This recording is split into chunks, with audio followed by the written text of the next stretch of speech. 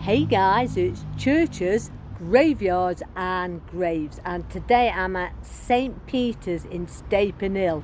And if you can't hear me, there's a good reason for it, because it's really busy road just next to it, so please excuse me if you can't hear exactly what I'm saying.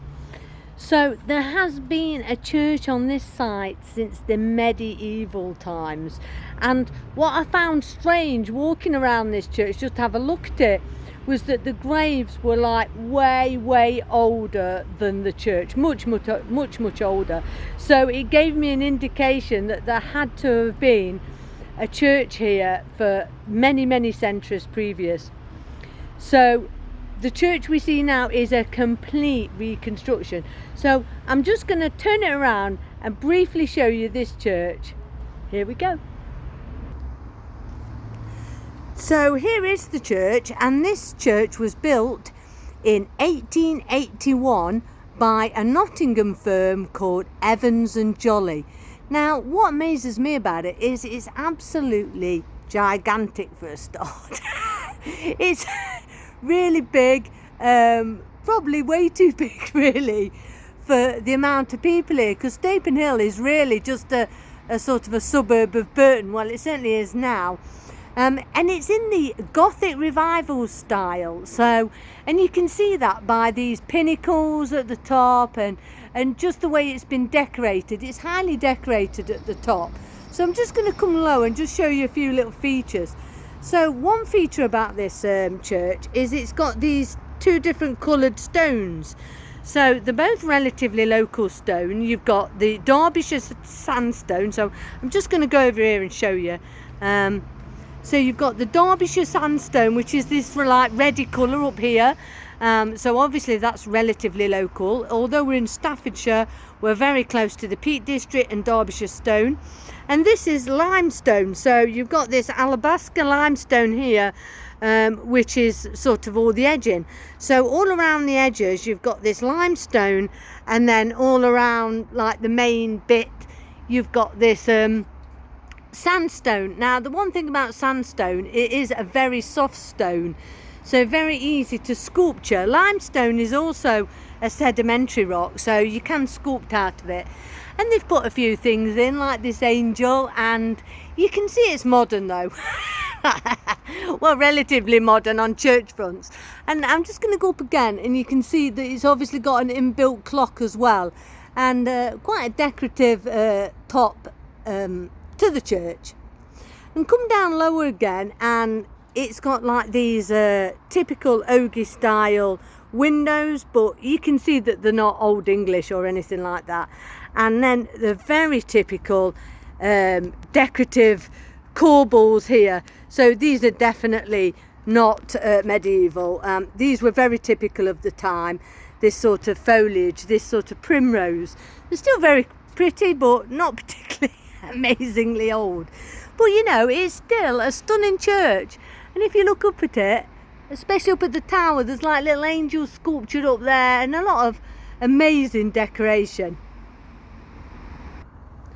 Do you know what I like about these churches is you can certainly see the wealth that was put into it.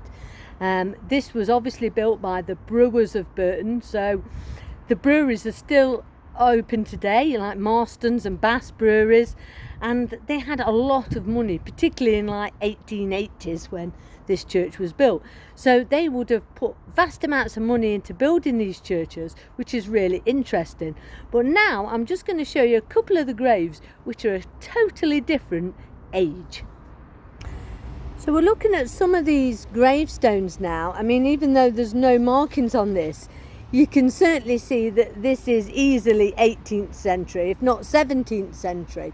But as you go up to the front of this church, you can see that all these graves are either 18th century or 19th century, which is completely different really to the age of the church.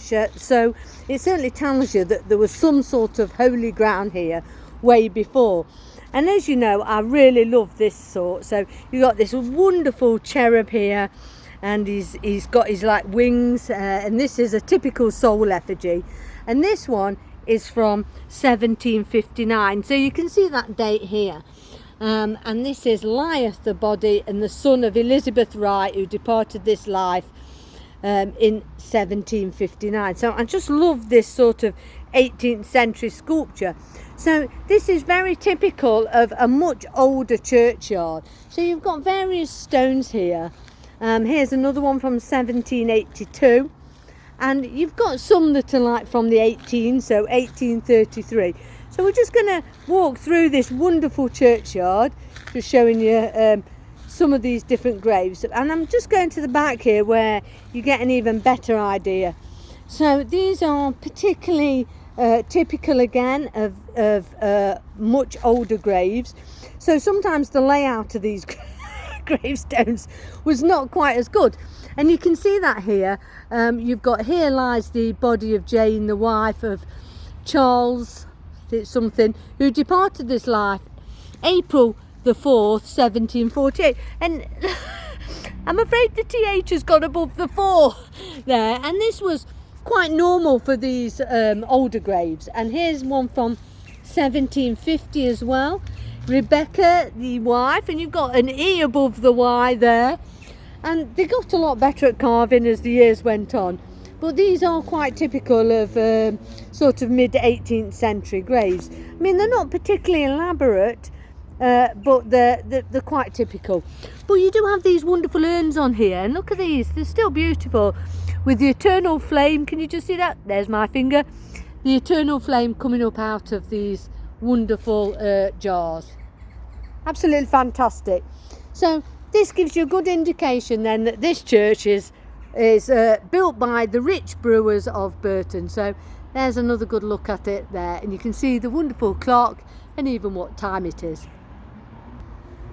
So I hope you've enjoyed seeing that here at St Peter's in Stapenhill. If you go around the back, actually there's even more graves. They're slightly more modern. There's some early 20th century and a lot of the 19th century graves, which were made of slightly different stone. So this was obviously always the sort of the south side, the main entranceway to the church. And this church is part of, it's still Church of England, but only just, because they've actually broke away from the Church of England because they didn't want to ordain women priests. Well, I'm not going to go into any controversy about that. I'm just here to talk about the buildings. But, you know, so it's kind of like a conservative Church of England, can't put it like that. So that's where this one is now. But it's just amazing to see these buildings. And when you did get rich people in a town who'd made money out of brewing or salt or construction or something like that, they would put a lot of that money back into the community. Wouldn't it be amazing if they did that today? No such luck. Right, there we go. Anyway, from churches, graveyards and graves, we will see you all again soon. Please like and share my videos, and I hope you enjoy them. I hope you get something out of them. Half the time I don't know what I'm talking about, but I still enjoy doing it. Gets me out and about, doesn't it? See you again soon, guys.